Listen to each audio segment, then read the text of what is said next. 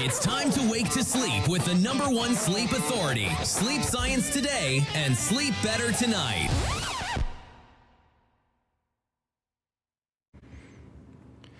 Welcome to Sleep Science Today. I'm your host, Andrew Kolsky, and today we're talking about sleep and food because there's a big tie-in between the two. We have an expert joining us. Her name is Dr. Kristen Allott. She is a naturopath. And Dr. Allott, welcome to the show. Thank you so much. I'm so excited to be here. It's just an honor. Wonderful, wonderful. Well, why don't we start off in the very beginning here by you telling us a little bit about yourself. How did you get into this area? Where did your interest come from, and why did you decide to become an expert dealing with food and sleep and health? Yeah. So my story actually starts way back when I was 18. I wanted to be a MD, PhD, and study Chinese medicine because at the time they were a quarter of the world's population. They must have been doing something right with medicine.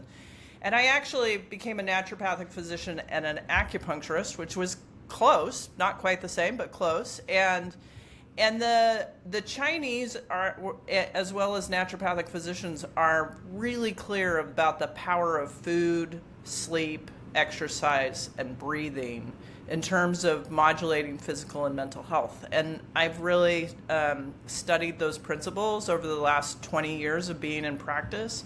My specialty is non-pharmaceutical interventions for mental health, and so really studying the physiology of mental health, because fatigue and depression are a lot alike, and hypoglycemia and anxiety are a lot alike, and they feed each other. And when you can control the fatigue and the anxiety, or the fatigue and the hypoglycemia, the depression and the anxiety is a lot better.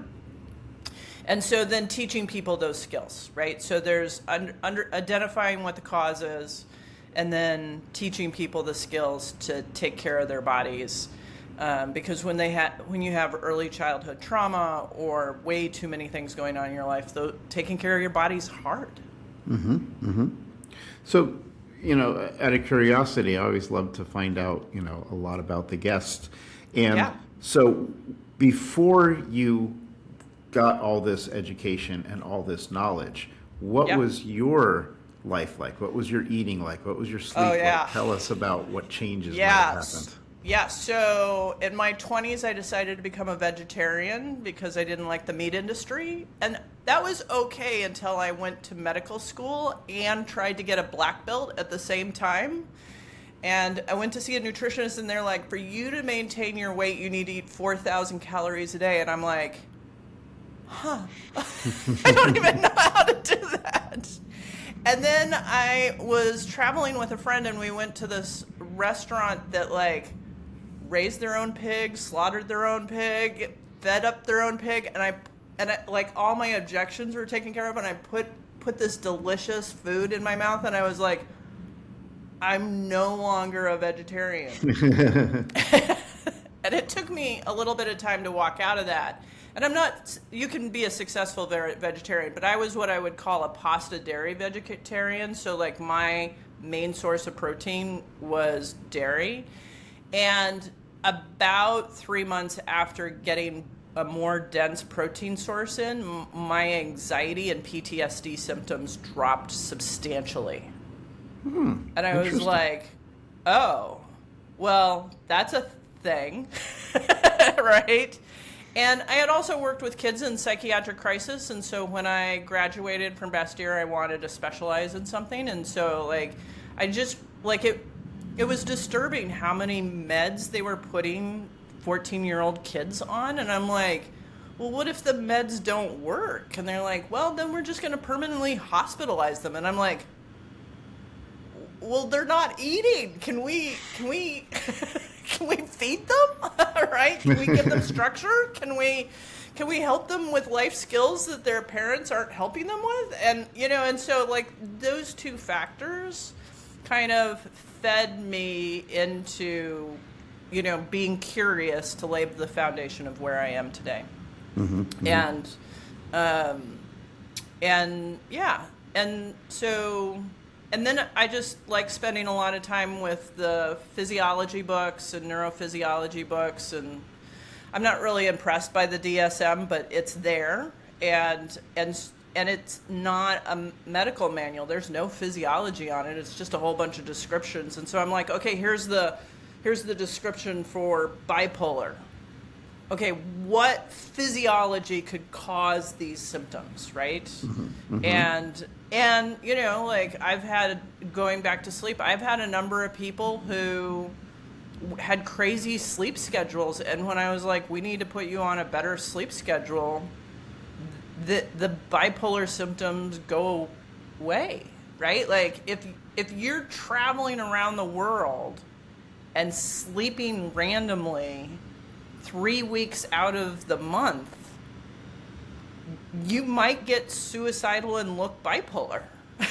Like, because you're like, go, go, go, go. And then, right. And then you come home and you sleep for a week because your body didn't know where it was. And then your body's like, no, we're not getting off the couch because bad things happen to us when we get off the couch. Like, we don't sleep in the same room.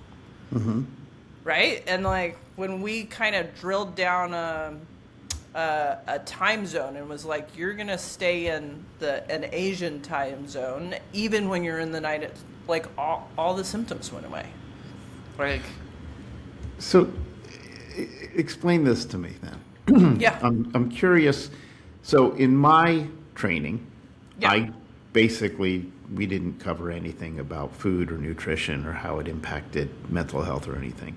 In your training, I'm wondering whether you had any training or this is something that you kind of got into after your official, training. Yeah. How does that work, and why do you think it's that way? Oh, that's a big question. So I had training beforehand because I had worked with kids in psychiatric crisis before I went to medical school. And then we had 4 whole classes in counseling and a couple of shifts in mental health. So not great, but some. And I don't do therapy. I don't go into people's pasts much. I'm mostly doing coaching and count forward, and that's what I'm licensed to do. Why are we segmented? I think it's called turf wars.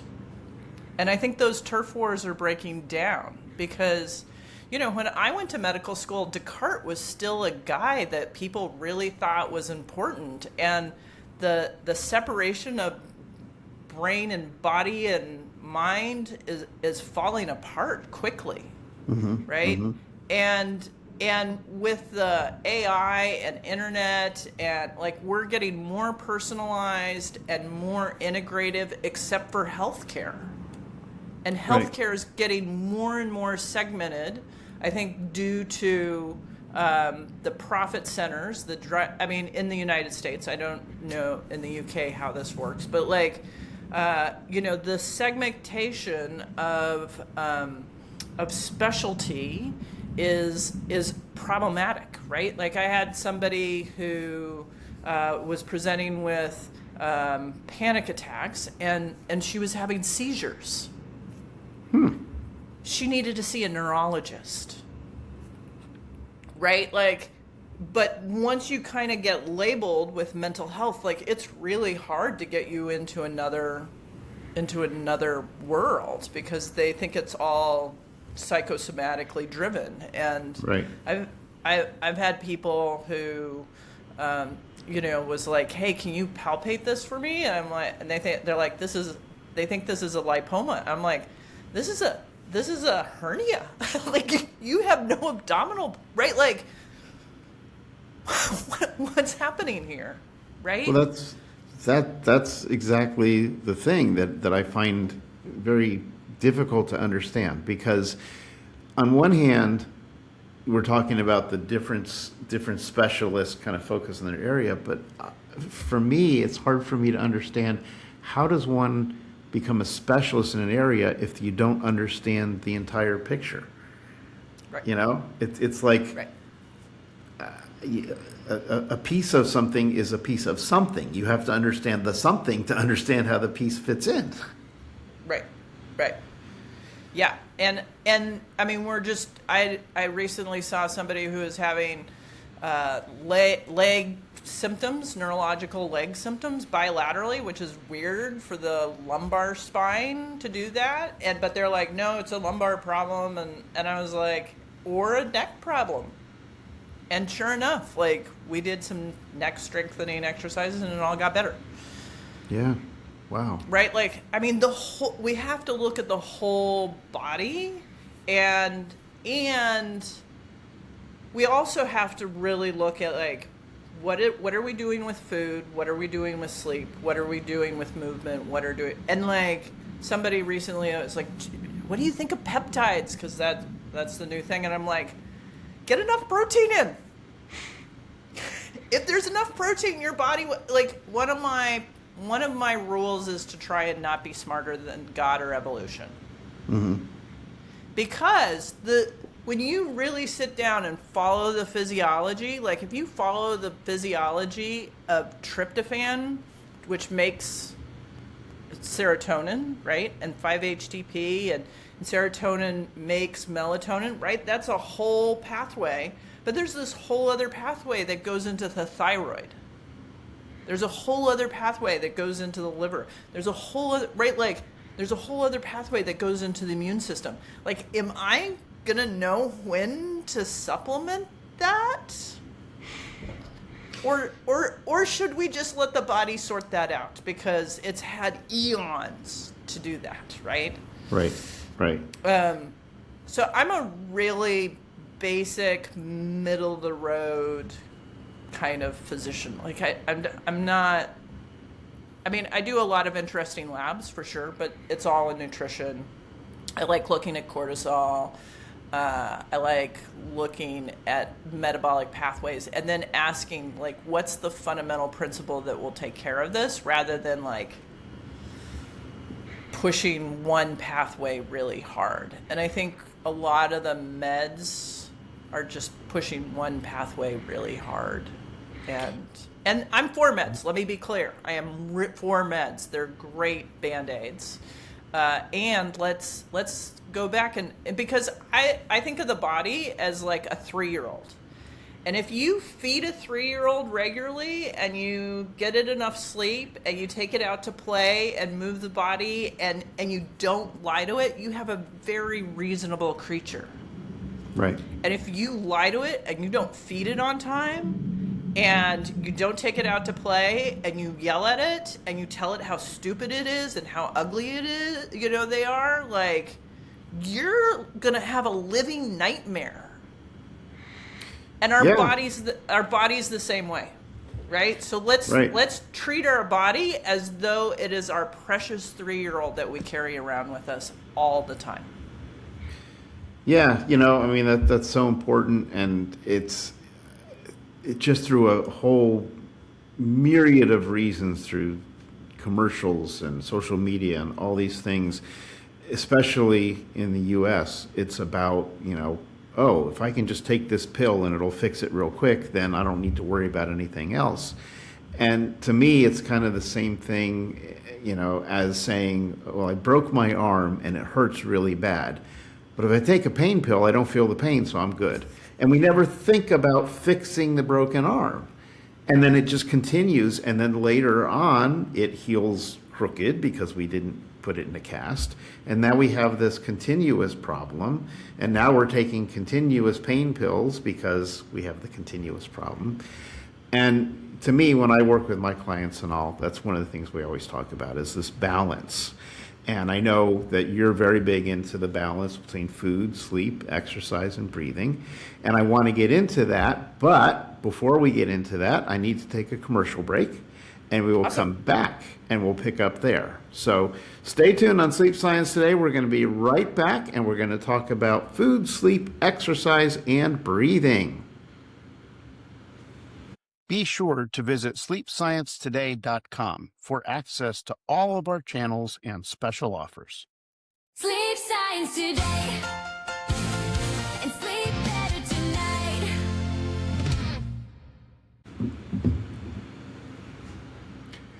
All right, welcome back to Sleep Science Today. I'm your host, Andrew Kolsky. We are talking about food, sleep, exercise, breathing, because you are a whole person, a whole system, not a bunch of broken different parts that don't interact. They all interact, and that's what we're learning about today. So let's talk about that. Food, sleep, exercise, and breathing. How do all these things fit together, and how do you work with patients when it comes to these?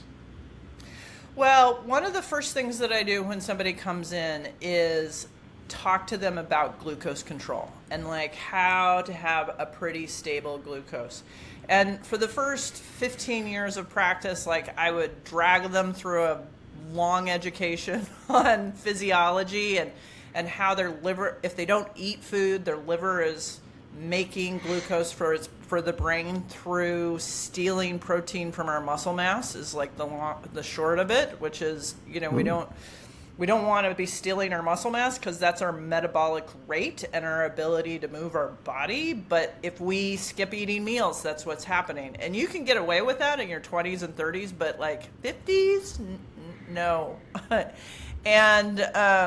And that's a component that drives both fatigue and anxiety and brain fog. And so I would educate them about it. And then in the last 3 or 4 years, continuous glucose monitors have come down to a price point, and now they're in the U.S. non-prescriptive, so you can just order them online. And so I have them order a continuous glucose monitor, which is just a little fob. If you know anybody with diabetes, you probably have seen it, and it hooks up to your phone. And you can see what happens with the food you eat and the choices you make. And so it's this like biofeedback monitor that people self-adjust on their own, right? And so like I had this one woman, if you go to my website, KristenAllott.com, there's some videos, it's visual, but I'm going to try and describe it, but it's great to have a visual if you're interested. She was presenting with a lot of anxieties, occasional full-blown panic attacks, and ADHD, but she wasn't ADHD when she was a kid. She was really clear that wasn't a problem. But, she was a mom of 3 kids and working full-time and doing soccer and, full-time mom. And we got a glucometer on her, and she was literally spending half of her day with her blood glucose below 70, which is the mark of medical hypoglycemia. And I was like, well, the reason why you're anxious is your brain doesn't have any fuel. And the reason why you can't organize yourself out of a paper bag is because your brain has no fuel. And so she was eating regularly, but she wasn't focused enough on protein. And most adults minimally need about 80 grams of protein divided throughout the day. And so what is that? That, like, I tell people that's like 20 for breakfast, 20 for lunch, 20 for dinner, and then some protein snacks. Right. And just 3 ounces of meat is a deck of cards, and that's 20 grams. If you're vegetarian, like, you gotta get on AI and be like, this is what I'm eating. And that's a great way to use AI. But figuring out if you're getting in 80 grams of protein. So anyway, we upped her protein, and her blood glucose wasn't as low. And she's like, oh yeah, the anxiety's a lot better, and I'm better at the beginning of the day organizing myself. And what I know is it'll take a couple of months for the ADHD symptoms to settle down. In regards to sleep, I'll tell my own story in that, like, when I first got a glucometer, I just did my normal day, and, I had like a 20 to 30 point rise, which is normal. Like, you don't want flat, you want just, I ate, right? But you don't want, I ate, right? Right. And I was like, oh, okay, that's me normal. And then I was like, I'm going to do carbs all day to see what happens. And so pancakes for breakfast, Thai food for lunch, Indian food for dinner with lots of rice and carbs, and right, and then dessert, right? And then at 3 a.m., and I'm prone to early morning waking, And my solution to that, when people are like, oh, I wake up 3 a.m., I'm like, that's hypoglycemia. And so eat protein before you go to bed and have what I call a lizard brain snack right by the bed for that early morning waking or nightmares that sometimes people have, which is a quarter cup of juice and some nuts. Because my hypothesis has been that your brain ran out of fuel, adrenaline hit the system, because when you make your own food out of your body, there's adrenaline involved. The brain's like, wah! Like, we got adrenaline, so we're either going to create a nightmare or wake you up. And so I woke up and thinking the house was burning down and like, wah, right? And I looked at my glucometer and I'm like, oh yeah, I'm really hypoglycemic. Oh, We're just going to go get food. And I was really hypoglycemic because I had yanked my liver and body around all day long doing sugar, right? And then it just so happened I was like, okay, I'm back to my regularly scheduled diet. And then at the end of the day, someone was like, let's have root beer floats. And I was like, yes, let's have a root beer float.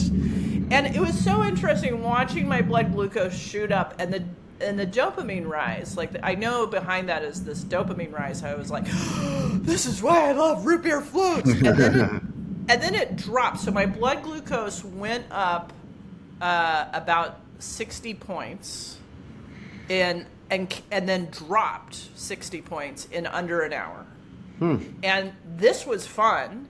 And my family was so annoying on the walk back. And I'm like, I'm not sure my family was that annoying. I think I was just like, my brain was panicking that the fuel supply, like I wasn't hypoglycemic, it was just rapidly dropping. And so when somebody's on a ski slope, even though if they did a finger prick, it would be normal, the brain panics. And the metaphor that I tell people is if somebody got a hold of your debit card and started just like charging everything under the sun, your brain would panic about that, even though your rational brain is like, the bank's going to pay me back for this. I just need to call them. But you would still have a panic event, even though you're financially fine, right? So the brain kind of does the same. So it's been really great having continuous glucose monitors. And the other thing that's great about continuous glucose monitors is what studies show, and this is about 15-year-old data, is that when we first had glucometers, is they got a whole bunch of people and fed them the same diet and put continuous glucose monitors on them. And we all react differently to different carbs, right? And so I thought my like healthy food, like having a bad day, go have healthy food, was sushi. And I am fully diabetic for 5 hours when I ate sushi, which is why it feels so good, right? Where if I have potatoes and particularly like hash browns at a restaurant, like I don't even have a blip of glucose, which is why I want juice when I go out to breakfast, because like I'm breaking my fast and like there's no carbs. I don't know what my body's doing with the carbs. Where I have a non-blood relative who's the exact opposite. If he looks at a potato, his blood glucose is spiking. And I think that's because he's Polish. Anyway, and I had another person come in whose diet was so much cleaner than mine. I was really impressed. And quinoa was cotton candy to her. And I would never in a million years have guessed that quinoa could convert into glucose that fast and drop out that fast. But she cut out the quinoa. She was a vegetarian, and it was a staple, and so she diversified that out. And I tell people that I improve people's well-being by 10%, not by chunks. But like she got a 30% hit off of just taking quinoa out because she saw it on a glucometer. And so for about $90. For 2 weeks, you can get a lot of data about yourself. I mean, it's not nothing, but compared to the amount of appointments for medications and, the suffering that people are going to, I think continuous glucose monitors, just once so that you know what your carbs are and what your diet's doing to you is a really good tool. So anyway. I mean, that whole thing is fascinating. I never heard anybody talk about that, and I didn't realize that each individual body processes the foods differently. So there's no way to really know what your body's doing unless you're able to look at it from that perspective. Right. Wow. So there were several things in there that I had follow-up questions on. Let me go back to the first one. You were talking about if you're fasting, then your body is feeding off of your muscle mass. And I just wanted to know, can you clarify or give us some more information? So someone is weighing more than they want to weigh. They want to go on a diet. They want to eat less food.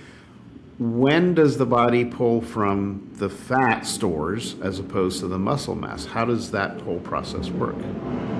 Yeah, so the research on that is pretty consistent in that, like, it's about 3 weeks in when you're at a calorie deficit, right? Like, we don't lose fat mass until way late, because if you think about the amount of starvation our bodies experience over millennia, right? Like, that was the assumption, and fat is the most dense calorie, and so we're going to hang on to that for as long as possible, right? And so I'm not a big fan. Like, you can do a little bit of a calorie deficit, but like, do it by eating small, frequent meals. Now, I know intermittent fasting is a big trend in diet culture, and like, mostly because I'm really ensconced in mental health first, right? Like, if somebody's like, I want to do intermittent fasting, I'm like, well, let's just start with from 7 p.m. to 7 a.m. Like, can you do 12 hours without getting panicky, without, right, like, getting good sleep, and a lot of people have to practice those 12 hours first before they go into these longer. And people with a history of PTSD and addictions and severe mental illness really don't do well with intermittent fasting. And so if they're going to do a calorie deficit, I want it just a slight calorie deficit, mostly through exercise, and then eating small, frequent meals throughout the day, and getting in enough protein, because when our brain registers there's not enough fuel for decision making, adrenaline and glucagon, there's a whole host of hormones that come out, and it needs a substrate, and our body can only make glucose out of protein. And so I'm not mostly I'm a fan, if you're going to lose weight, I'm a fan of getting more exercise and eating less super refined carbohydrates, just eating real foods. And people lose 10% body, lose 10% a year if they do that, which is never quick enough for anybody, right? But like, anybody can lose weight. The question is, can you maintain it? And so we set up the maintenance first. That's kind of how I think about it. Right. Yeah. I mean, that whole thing about real food as opposed to processed chemicals is a big thing. But we need to take our next break here. Okay. And when we come back, I'd like to ask you about depression and how all of this can impact someone's depression. So we will be back in just a minute on Sleep Science Today. Be sure to visit sleepsciencetoday.com for access to all of our channels and special offers. Sleep Science Today, and sleep better tonight.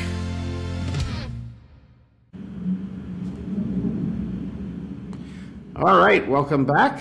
This is Sleep Science Today. I'm your host, Andrew Kolsky. We're talking with Dr. Kristen Allott, and we were just about to talk about depression and how food may have an impact on depression and sleep. Give us the big picture. Yeah. So first, after being in practice for 20 years, I'm not really sure the difference between fatigue and depression. Like, the overlap is enormous. And you can differentiate it, but when people come see me, I'm like, come see me for 6 appointments, and so that we can separate it out. And so the first 6 appointments, because usually people have fatigue and depression, and so we're trying to like address the fatigue piece. And so we start with a continuous glucose monitor and getting at least 80 grams of protein in the day, divided throughout the day. And then usually we do some other behavioral challenge and experiment, because I want to see if they can change their behavior, because not everybody who comes see me has the ability at that moment to change their behavior just because somebody was like, hey, this is a good idea. So like going to bed at the same time and getting up at the same time is another experiment that comes early on. Or can you walk for 10 minutes a day in the morning, just 10 minutes or to the end of the block, right? Some little thing that's going to support people's well-being. Mm-hmm. And then I do a lot of lab work, and people can see the basic labs on my website if they go to my website. There's a lot of free material on my website, but basically I'm looking at red and white blood cells, which is called a CBC, and a comprehensive metabolic panel, lipid, thyroid, homocysteine, which is a marker for MTHFR, which is a methylated folate that is implicated in a lot of mental health, addictions, and physical health. I don't know if you've had somebody come in and talk about that. That would be a great talk. No, we haven't. But the big thing around depression that I look at for both men and women is iron with something called ferritin. And so, like, if there's somebody listening to this and they're like, I'm really tired of being depressed and tired, like, go to your doctor and ask for a ferritin. It's like a $35 test. It's not very expensive. There's this amazing study out of Switzerland where they looked at women who came in complaining that they just weren't engaged in the world, and they got put on an SSRI, and 2 years later they're still not really engaged. And then they did a ferritin, and over 40% of them were iron deficient. And when that was corrected, they felt better. And you know what? An SSRI is never going to fix an iron deficiency. It's just not. Right? And because women donate blood every month, right? Like, we can run iron deficient. Men can also run iron deficient. And then there's something called hemochromatosis, which is too much iron, which I found in women, but more likely in men. And that can cause depression too, because there's too much iron and it creates inflammation. And so, like, the one easy lab that, you know, almost anybody can get done. And if you, in the US, you can order your own labs. Not everybody knows that, but you can. I don't know about the UK, but you can just go to a lab and say, I'll pay for this out of pocket. That's the one that I like it to be above 50. At 50, women and athletes are fatigued. The low end of that spectrum is 15. Right? So, like, if you're 16, a primary care provider is going to do nothing, even though the research says that you're going to be fatigued/depressed if it's below 50. And I have called LabCorp, which is the major provider here, and I'm like, where did you come up with that number? And they're like, oh, we just did a normal bell curve with normalistic people. And I'm like, but did you look at the literature? And they're like, we're not required to. Wow. and I'm like, but you know, primary care physicians or providers don't have time to know what the literature says. And they're like, and they're just going to do the normal curve. And I'm like, yeah, there's lots of problems in the healthcare system. Right. But in terms of depression, like, the top things that I would say if somebody's depressed is ask, one, go to your physician or your provider and say, I'm fatigued, period. Not depressed, not anything else. I'm fatigued. Please rule out all the causes of fatigue, period. Do a ferritin. Then I would eat protein every 3 hours. There's handouts on my website. And that's like eggs for breakfast, then a handful of nuts. and then a deck of cards of meat with, of course, like vegetables and grains and right, like not just protein, and some fat, and then maybe a spoonful of cottage cheese, and then dinner. And then if you have sleep disturbances, I know this. Some people are like, no, don't do this because we need the intermittent fasting. But I think eating protein right before you go to bed really helps people get through the night. I had this one guy who was in recovery, and he was a really quiet guy. And I was like, eat protein before bed. And he came to the next group that I was leading, and he was like, for the first time in 45 years, I didn't have the nightmare. Wow. Because I eating protein before he went to bed. Interesting. And like that's what was driving his drinking. Right? Wow. I don't know what the nightmare was, but like, could you imagine every time going to bed having some horrific story play out? Like, you're not going to be stable, right? Yeah. Wow. So those are my top tips around depression, like how to treat depression. Right. Right. Wow. So, you talked in there about sort of trying out different things, the concept of experimentation. So, if people were going to try one experiment, what should they try?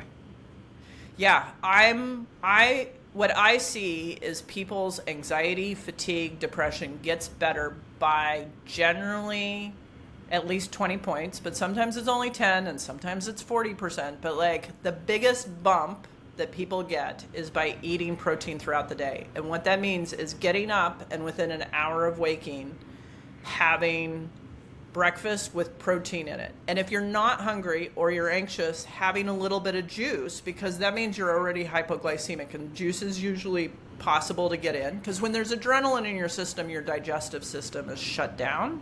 So have a little bit of juice, and then about 20 minutes later, your brain's going to be like, hey, we're running out of fuel again. Would you like to feed me?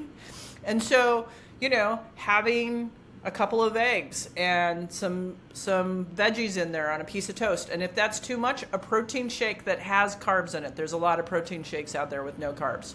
So protein shake. And then 3 hours later, a handful of nuts. And then lunch, even if you had nuts a half hour before. Lunch, right? Deck of cards. It's more complicated for the vegetarian, so I'm just going to do omnivores. But a deck of cards of meat on a sandwich. I don't care. Just get the protein in. And then 3 hours later, another handful of nuts. Cottage cheese is also really high in protein. Cheese and milk are not protein sources for adults. I'm sorry, I don't know why we're not using those as protein sources, but you can use any kind of meat, a lot of beans, but anyway, I'm going to stay out of that because it gets complex really fast. And then dinner, and then if you're having sleep problems, or waking up anxious, I would eat protein before you go to bed. I like peanut butter. I just do a big spoonful of peanut butter. But you could just do some slices of meat and do that for 3 days. And generally, within 3 days, people are like, "Oh, that's a pain in the ass, but I feel better." And I'm like, "Great! You know what the ROI is, right?" It takes me, whenever I decide to muck with my diet, it takes me 6 months to change it. But I first have to know that it's worthwhile, right? And then I would also advocate using AI to help you with your diet. People are like, I'm so bored with your diet. And I'm like, so open your refrigerator, take your AI to your refrigerator and be like, I have the following things in the refrigerator. I need 20 grams of protein. I need fiber. I need fat. And I need carbohydrates. Put together a meal for me. And the AI does that great. Right. Yeah. That's a great use for it. Well, so let's do this. You've talked a lot about resources you have on your website, and I know you do courses and a lot of things in the area to help people. So can you share with us what types of things do you have coming up, what types of materials are available, and spell out the actual name of your website so people can find it correctly? So it's my name, KristenAllott.com. So KristenAllott.com. So that's my website.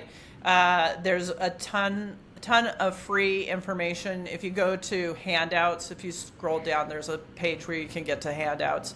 And so there's videos. I have a YouTube channel. I have a very small social media account that I'm working on. And I do a lot of continuing education, and so I just put the continuing education material up on the website. So we also, Natasha Duarte and I wrote a book, Fuel Your Brain, Not Your Anxiety. You can get that on audiobook. It was published by New Harbinger, and so that's kind of exciting. And then I have a couple of trainings coming up through Cascadia Training, which is in Washington State, the United States, and anybody can come to it. It's for mental health professionals. At the end of July, I have one on kind of what we've been talking about, like the details of how mental health professionals can use food to help with depression and anxiety. And Eric Strom, who's also a lawyer and mental health provider, is talking about the legal aspect of it so that people feel like they can stay within scope. And basically, as long as you're putting it in the context of wellness, generally speaking, for mental health professionals, that's fine. I don't know about Europe, right? You'll have to speak to that, but generally that's fine.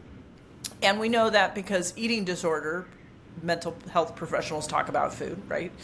And then in September, Cascadia Training has asked me to do a talk on GLP-1s and mental health because they're being pushed to mental health professionals in the context of improving mental health and decreasing cravings for substances. And so I'm building out that talk right now, and the literature is really interesting. That should be a really fun talk. So I know that it'll be a stretch for some of the people in Europe to come to afternoon or morning, but and it's not recorded, unfortunately. So, yeah.